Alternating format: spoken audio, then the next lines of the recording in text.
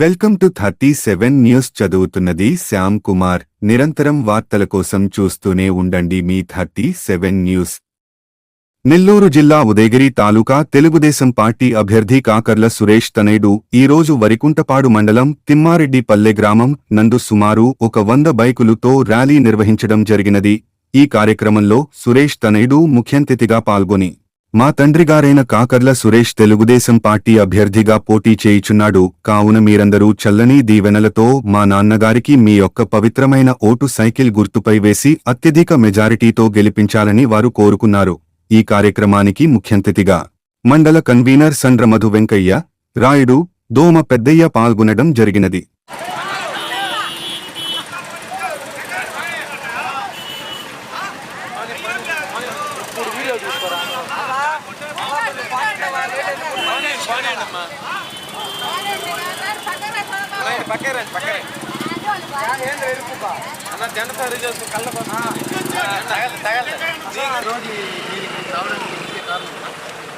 ఇక్కడ చాలా గ్రామాలు తిరుగుతున్నాం. ప్రతి గ్రామంలో ప్రాబ్లమ్స్ ఏంటో, సమస్యలు ఏంటో తెలుసుకుంటున్నాం. ఇవన్నీ మున్సిపాలిటీస్ తీసుకొని అన్నీ తీరుస్తామని ఆశిస్తున్నాం.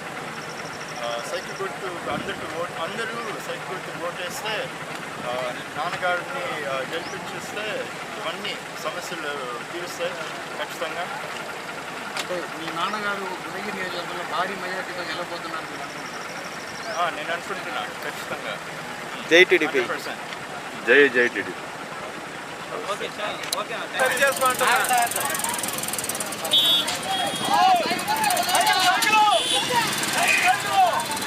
పని